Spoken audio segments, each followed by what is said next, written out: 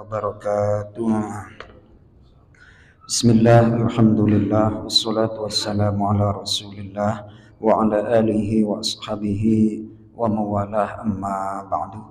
Jemaah sekalian, jemaah salat maghrib Masjid Nurul Ikhlas rahimakumullah, melanjutkan kembali tema tentang sabar, yakni subjudul kita pada malam hari ini adalah masih tentang obat sabar dan hal yang membantu atau menolong untuk bisa bersabar. Yang pertama adalah kita ketahui terlebih dahulu yang namanya sabar itu adalah menangnya pendorong agama di dalam mengalahkan pendorong hawa nafsu. Sementara yang namanya kata menang itu, kata Imam Ghazali, harus ada yang dikuatkan. Yang dikuatkan itu adalah pendorong agama.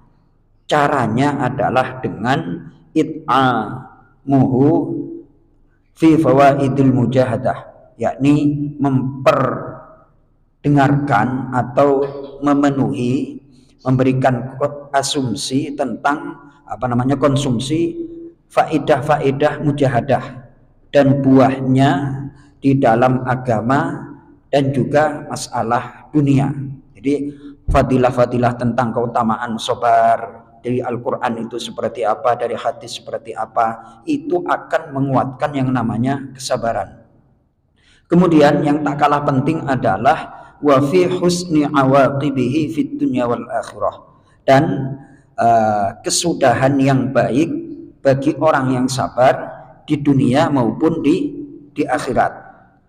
Kemudian kita ingat-ingat Nabi dan Rasul yang wajib diketahui itu ada 25 yang disebutkan dalam Al-Quran. Yang masuk Big Five atau 5 besar itu adalah mereka yang mempunyai kesabaran yang hebat. Yakni kalau gampangnya itu disingkat minim. Minim itu M-I-N-I-M. Mim pertama itu M-nya adalah Nabi Muhammad, I-nya Nabi Isa, N-nya Nabi Nuh, I yang kedua adalah Nabi Ibrahim, M yang kedua adalah Nabi Musa. Nah, 5 nabi ini adalah mempunyai gelar ulul azmi, yakni nabi yang mempunyai kesabaran yang hebat, tekad kesabaran yang luar biasa. Namun kadang manusia itu cenderung kepada Nabi Sulaiman, inginnya seperti Nabi Sulaiman, kaya, jadi raja, kemudian bisa menguasai bangsa jin, menundukkan setan dan lain sebagainya. Itu adalah Nabi Sulaiman. Nabi Sulaiman sehebat itu tidak masuk jajaran ulul azmi. Ternyata yang menjadi pilihan Allah itu adalah cuma 5. Nabi Nuh itu 950 tahun berdakwah, yakni 950 tahun. Kemudian berdakwah selama 950 tahun, dalam riwayat itu dapat pengikut cuma 85 orang. Berarti kalau dikalkulasi 15 tahun dapat 1, Mas Toto. Kalau saya plot dikasih tugas 15 tahun dapat 1 pengikut, udah deh nyerah aja, gak usah jadi ustadz ya. 15 tahun dapat 1 pengikut. Namun karena kesabarannya, Allah mengistimewakan menjadi ulul azmi.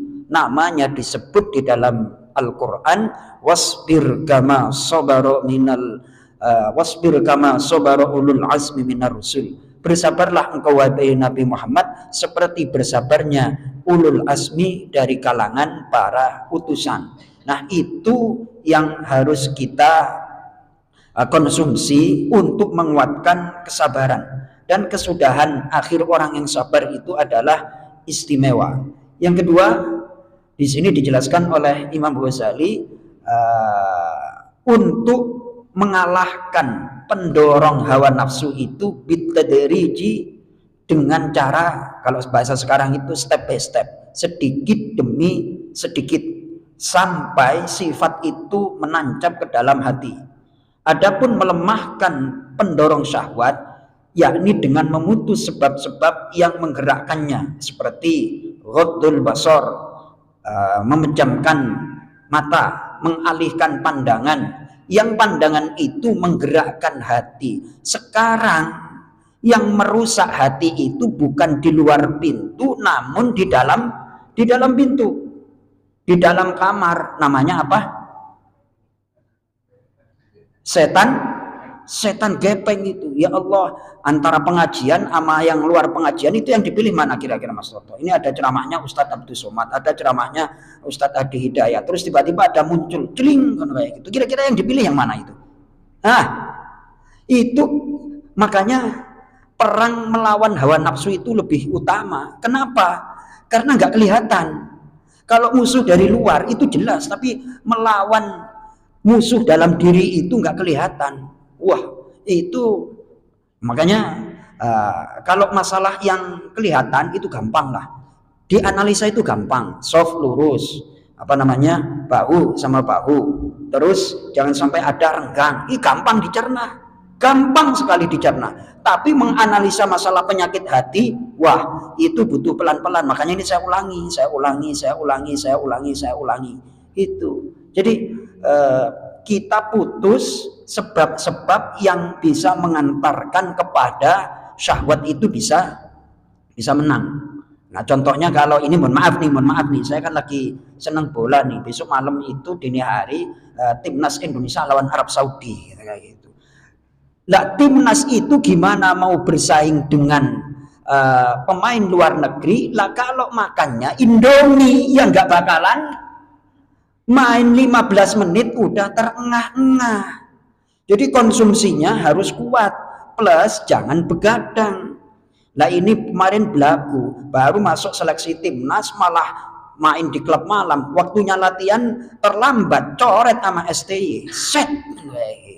Karena apa? Akan merugikan nama bangsa. Seperti itu analoginya. Jadi sebab-sebab itu kita kuatkan, yang melemahkan itu kita tinggalkan sebab-sebabnya. Nanti kalau seperti ini akibatnya seperti ini. Makanya kata para ulama, ibadah berpikir itu akan mengantarkan kesimpulan. Nah, ketika kesimpulan itu mendapatkan kebenaran, akan mudah untuk beribadah. Mudah-mudahan bermanfaat. Assalamualaikum warahmatullahi wabarakatuh.